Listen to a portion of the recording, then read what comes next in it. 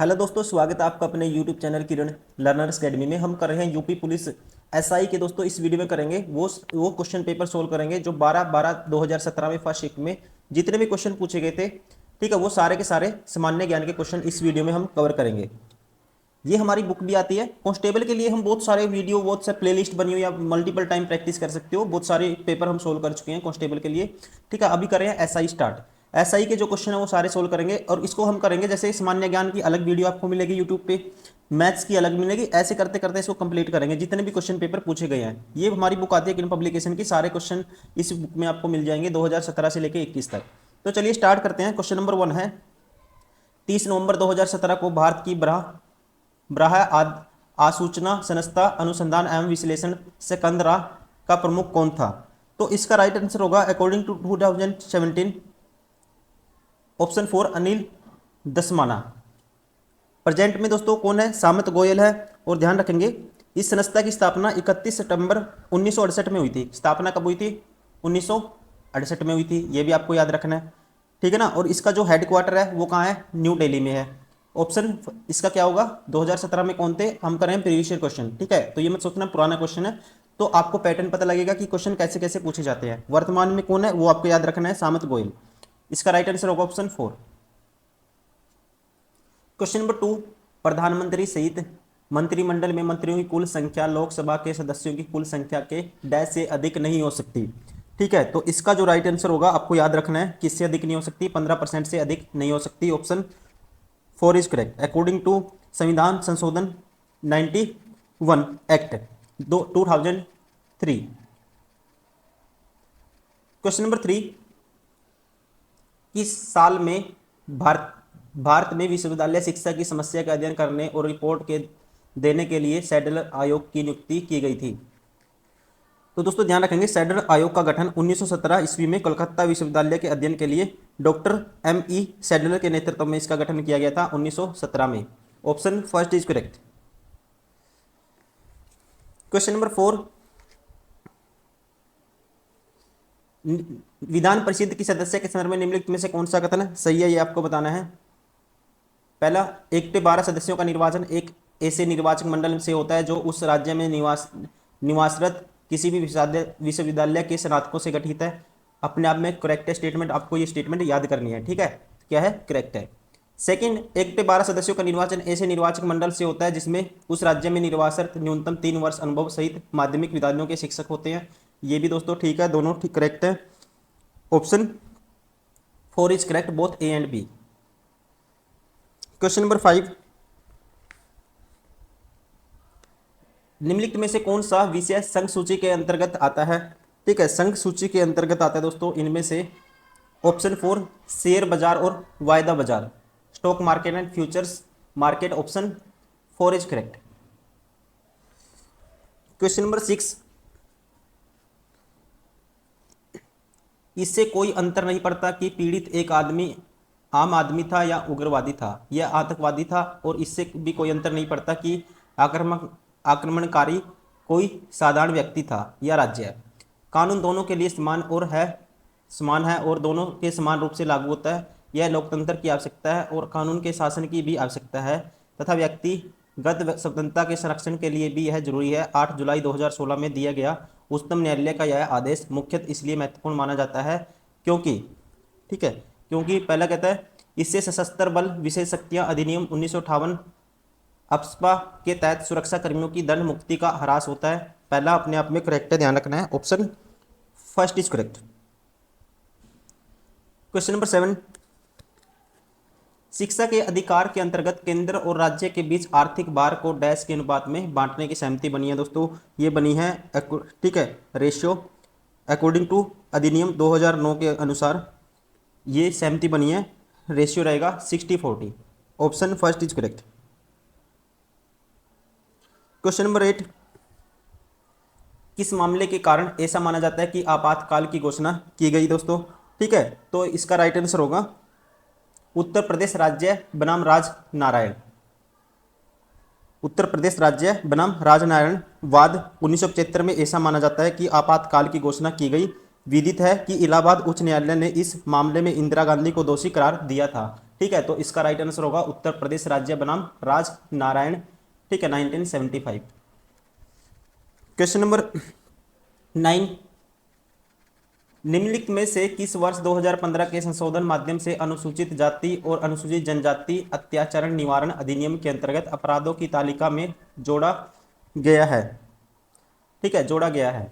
तो दोस्तों इसकी सारी की सारी कंडीशन होंगी, ठीक है, राइट आंसर होगा 1, 2, 3 एंड 4। क्या क्या? आर्थिक अथवा सामाजिक बहिष्कार करना अथवा उसकी धमकी देना, मैला ढोने तथा पशु या मानव शव उठाने के लिए बाध्य करना, अनुसूचित जाति अनुसूचित जनजाति के जाति के नाम से सार्वजनिक तौर पर गाली देना, किसी सम्मानित एवं दिवंगत अनुसूचित जाति अनुसूचित जनजाति के व्यक्ति का अपमान करना अथवा अनुसूचित जाति अनुसूचित जनजाति के लोगों के विरुद्ध द्वेष भाव को बढ़ावा देना। सारे के सारे अपने अपने, ठीक है, ये कंडीशन रहेंगी। Option 4 second is correct. Question number 10, किसी राज्य के नाम परिवर्तन के संदर्भ में निम्नलिखित में से कौन सा सही है? देखो, नाम परिवर्तन के लिए कंडीशन क्या क्या होनी चाहिए? पहला कहता है राज्य के नाम, सीमा इत्यादि परिवर्तन करने का विशेष अधिकार संसद के पास है और अंतिम निर्णय संसद ही ले सकती है। अपने आप में दोस्तों 100% ट्रू है। राष्ट्रपति की पूर्व संस्तुति पर ऐसा विधेयक सदन में प्रस्तुत किया जाता है, ये भी ठीक है। Both are correct, option 3 is correct. Question number 11, सब समाप्ति ऋण का मतलब क्या होता है? सब समाप्ति ऋण का मतलब होता है, ध्यान रखेंगे, कम या मध्यवर्ती अवधि के ऋण का एक प्रकार है जो उस संपत्ति के द्वारा उत्पन्न धन से चुकाया जाता है जिसे खरीदने के लिए इसका प्रयोग किया जाता है। ऑप्शन राइट होगा, option first is correct. Question number 12, इनमें से किसे एक अनिवासी प्रत्यक्ष निवेश उद्यम में एक निवासी प्रत्यक्ष निवेशक द्वारा निवेश कहा जाता है? ठीक है, तो इसका राइट आंसर होगा ऑप्शन 3 आउटवर्ड इन्वेस्टमेंट। क्या बोलते हैं दोस्तों? जावक निवेश हिंदी में बोलते हैं, क्या बोलते हैं इंग्लिश में? Outward investment. Option 3 is correct. Question number 13, जिस बाजार में प्रतिभूति दस्तावेज का पूंजी जुटाने वाले खरीदार के बीच सीधे कारोबार होता है उसे डैश के रूप में जाना जाता है, तो उसे कहते हैं प्राथमिक बाजार, मतलब कि प्राइमरी मार्केट। क्या कहते हैं? Primary market is the market in which securities document between the capital raising and the buyer is directly traded is known as, that is primary market। option 4 is correct। Question number 14, निम्नलिखित में से कौन सी सूचना उपयुक्त लोक सूचना अधिकारी से सूचना का अधिकार आरटीआई अधिनियम के तहत मांगी जा सकती है? सूचना का अधिकार दोस्तों 2005 को 12 अक्टूबर 2005 को संपूर्ण देश में क्या किया था दोस्तों? जम्मू कश्मीर को छोड़कर इसको लागू किया गया था। ठीक है, और इसकी कंडीशन है किसी भी परीक्षा संचालक निकाय, उदाहरण स्वरूप जीएआईटी, गेट या आईआईएम, यूपीएससी इत्यादि से उत्तर पत्र की प्रतिलिपियां, ठीक है, ये मांगी जा सकती है। दूसरा, passport, driving licence, ration card, Aadhaar card, आवेदन की स्थिति इत्यादि ये भी मांगी जा सकती हैं। ठीक है, तो ऑप्शन 3 इज करेक्ट। सॉरी, नहीं है इसमें, मतलब दोनों मांगी जाएंगी। Option 4 is correct, both A and B. Question number 15, निम्न में से कौन सा एक व्यक्तिगत सूचना प्रबंधक और ईमेल संचार सॉफ्टवेयर है? तो ये सॉफ्टवेयर है, इसका राइट आंसर होगा ऑप्शन 2 माइक्रोसॉफ्ट आउटलुक। ठीक है, क्या है? ये है personal information manager and email communication software. Question number 16, Copenhagen समझौते के अनुसार वर्ष 2005 की तुलना में 2020 तक भारत ने कितने प्रतिशत कार्बन उत्सर्जन कम करवाने का आश्वासन दिया है? ठीक है, तो ये दिया है, इसका राइट आंसर होगा ऑप्शन 2 10 से 15%। क्वेश्चन नंबर 17, डैश को वृषभ चक्कर और असव युक्त सारनाथ का सिंह चतुर्मुख स्तंभ शीर्ष राष्ट्रीय प्रतीक के रूप में भारत सरकार द्वारा अंगीकृत हुआ? तो ये हुआ था, इसका राइट आंसर होगा ऑप्शन 3 26 जनवरी 1950। क्वेश्चन नंबर 18, 30 नवंबर 2017 को नेपाल के प्रधानमंत्री दोस्तों कौन थे? ठीक है, तो ये थे, इनका नाम था option 1 Sher Bahadur Deuba. Option 1 is correct.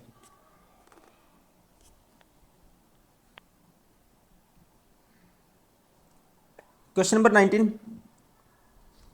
किसी भी राज्य में राष्ट्रपति शासन लागू करने के संदर्भ में निम्नलिखित में से कौन सा सही है? राष्ट्रपति शासन लागू करने के संदर्भ में निम्नलिखित में से कौन सा सही है, ये आपको बताना है। पहला कहता है संपूर्ण भारत में पहले ही राष्ट्रीय आपातकाल है अथवा किसी राज्य के संपूर्ण या आंशिक प्रदेश में आपातकाल की घोषणा हुई। पहला करेक्ट है।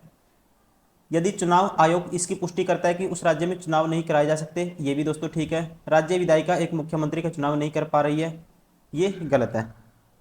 तो दोनों कंडीशन होंगी कौन सी? ए और B. Option 4 is correct. Question number 20, पश्चिमी घाट किस प्रकार के वर्षण के माध्यम से वर्षा प्राप्त करते हैं? तो ठीक है, तो इसका राइट आंसर होगा, आपको ध्यान रखना है, इसको याद करना है, ऑप्शन 3 पर्वतीय। किस प्रकार के वर्षण से? पर्वतीय वर्षण के माध्यम से वर्षा प्राप्त करते हैं पश्चिमी घाट। ऑप्शन 3 इज करेक्ट, पर्वतीय। क्वेश्चन नंबर 21, निम्नलिखित में से कौन सा मामला भारत के नियंत्रक और महालेखा परीक्षक की जांच पड़ताल की वजह से विवादों में नहीं आया? ठीक है, तो इसका राइट आंसर होगा दोस्तों, भारतीय संविधान के अनुच्छेद 148 में नियंत्रक और महालेखा परीक्षक के स्वतंत्र पद की व्यवस्था की गई है। ठीक है, और ध्यान रखेंगे इसका जो राइट आंसर होगा सत्यम कंप्यूटर्स मामला।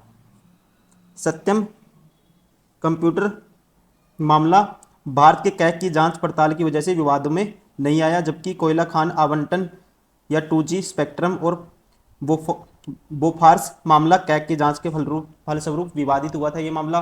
ठीक है, कौन सा नहीं आया? सत्यम कंप्यूटर्स मामला। Option 3 is correct. Question number 22, जनहित याचिकाओं से जुड़ी निम्नलिखित घटना को उनके कालक्रम के अनुसार लिखें। सबसे पहले घटित घटना से शुरू करके सबसे अंत में घटित घटना तक। अब अरेंज करना है। सबसे पहले क्या आएगा? आपातकाल। आपातकाल दोस्तों कब लगा था? 1975 में। उसके बाद आएगा हुसैन आरा खातून बनाम बिहार राज्य। ठीक है, तो इसका राइट आंसर होगा, ये आएगा 1979 में हुआ था। और ये MC मेहता बनाम भारत संघ, MC मेहता बनाम भारत संघ 1986। मतलब पेयर क्या होगा? पहले आएगा ये, फिर आएगा C, फिर आएगा B, ACB। Option 4 is correct. Question number 23, भारतीय संविधान में संशोधन लाने के लिए कितनी पद्धतियां हैं? ठीक है, ये पद्धतियां दोस्तों राइट आंसर होगा, संशोधन अकॉर्डिंग टू आर्टिकल 368 के तहत किया जा सकता है।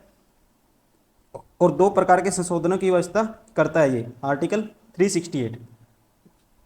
लेकिन संशोधन दोस्तों ध्यान रखेंगे आप 3 पद्धतियों के द्वारा लाया जा सकता है। Option 4 is correct. Question number 24, राज्य नीति निर्देशक सिद्धांतों से संबंधित कौन सा अनुच्छेद यह कहता है कि राज्य ग्राम पंचायतों को संगठित करने के लिए कदम उठाएगा और उनकी ऐसी शक्तियां और प्राधिकार प्रदान करेगा जो उन्हें स्वायत्त शासन की इकाइयों के रूप में कार्य करने योग्य बनाने के लिए आवश्यक हैं? तो इसकी गारंटी देता है, ये है आर्टिकल अनुच्छेद 40। Option 1 is correct.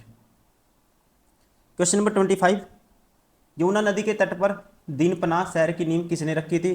ठीक है दोस्तों, आसान क्वेश्चन है, ये रखी थी हुमायूं ने। और इसकी स्थापना करी थी 1533 में, 1533। क्वेश्चन नंबर 26, डैश एक तरीका है जिसे दूसरों की बातचीत सुनने के लिए एक यंत्र किसी फोन लाइन के साथ अनधिकृत रूप से जुड़ा हुआ होता है। ठीक है, तो इसके लिए हम एक टर्म यूज करते हैं जिसे बोलते हैं वायर टैपिंग। क्या बोलते हैं? Wire tapping. Option 1 is correct.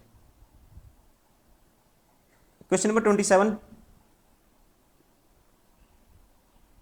इस यातायात का संकेत क्या है? तो दोस्तों आपको याद रखना है, इसका संकेत ये होता है। ठीक है, इसको पुलिस लाइन में यूज करते हैं। इसका संकेत ये होता है कि आगे जो सड़क है वो क्या है? पतली है। आगे सड़क पतली है। Option 4 is correct. Question number 28, निम्न में से कौन सी भारतीय कृषि के क्षेत्र में विशेष रूप से हरित क्रांति के बाद एक महत्वपूर्ण इनपुट बन गया है? तो इसका राइट आंसर होगा, ये है उर्वरक। क्या आएगा दोस्तों? उर्वरक आएगा। ठीक है, ऑप्शन 3 इज करेक्ट। भारतीय कृषि क्षेत्र में विशेष रूप से हरित क्रांति के बाद उर्वरक एक महत्वपूर्ण इनपुट बन गया है। Option third is correct, right answer होगा option third.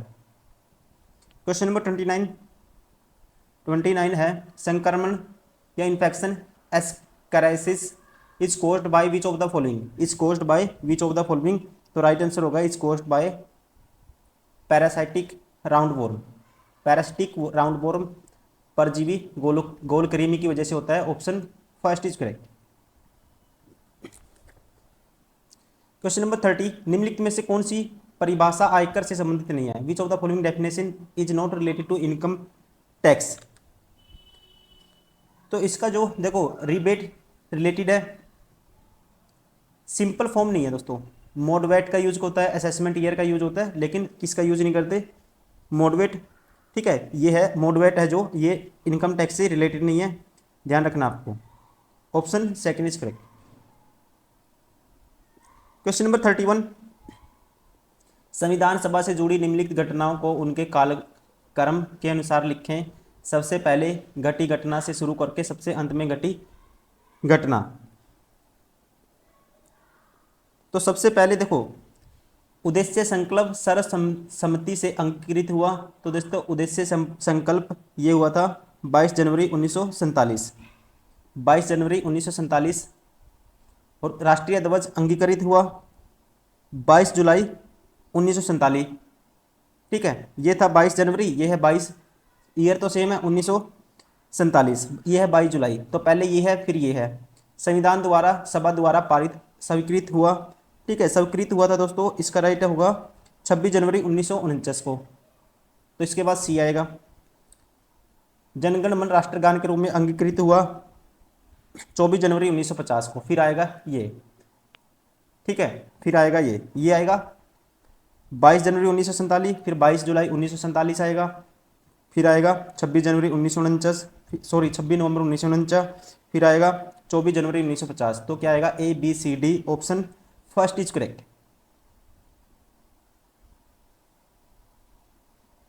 Option first is correct. Question number 32, मानव आबादी में बीमारियों और उसके स्रोतों के सांख्यिकीय अध्ययन को डैश कहा जाता है, तो इसे कहते हैं महामारी विज्ञान, ठीक है, और इंग्लिश में बोलते हैं एपिडेमियोलॉजी। क्वेश्चन नंबर 33, संघीय संसद राज्य सूची के विषयों पर भी कानून बना सकता है, संघीय संसद राज्य सूची के विषयों पर भी कानून बना सकता है, बशर्ते यह प्रस्ताव कम से कम डैश के द्वारा समर्थित हो, ठीक है, तो बेशर्ते यह प्रस्ताव कम से कम, इसका राइट आंसर होगा उपस्थित और मत देने वाले सदस्यों में 2/3 के द्वारा समर्थित हो, option first is correct.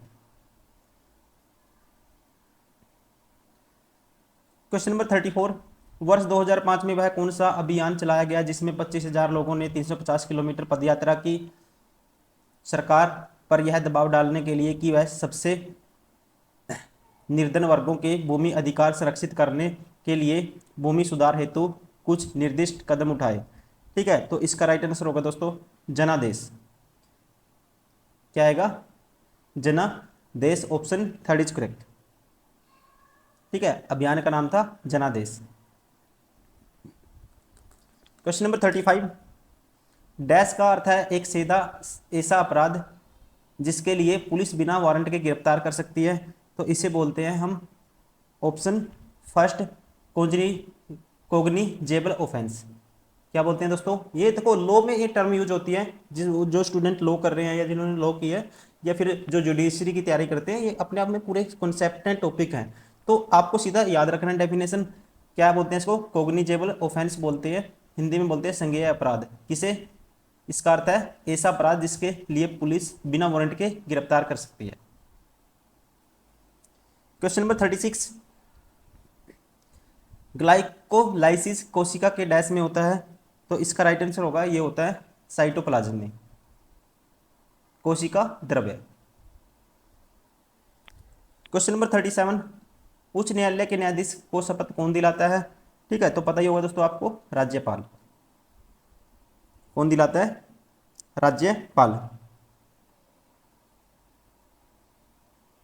Question number 38, dash भारतीय प्रशासनिक सेवा के प्रमुख की भूमिका निभाते हैं, ठीक है, तो ये है मंत्रिमंडल सचिव। कौन निभाते हैं? मंत्रिमंडल सचिव निभाते हैं। Option 4 is correct. इंग्लिश में क्या बोलते हैं? Cabinet secretary. Question number 39। 30 नवंबर 2017 को केंद्रीय औद्योगिकी सुरक्षा बल का महानिदेशक कौन था? तो इसका राइट आंसर होगा दोस्तों, उस टाइम थे 2017 में, 30 नवंबर 2017 में ओपी सिंह। कौन थे? OP Singh. Option second is correct. और प्रेजेंट में कौन है? राजेश रंजन। Question number 40। मछली की किस्मों के तलमज्जी प्रकार कहाँ पाए जाते हैं?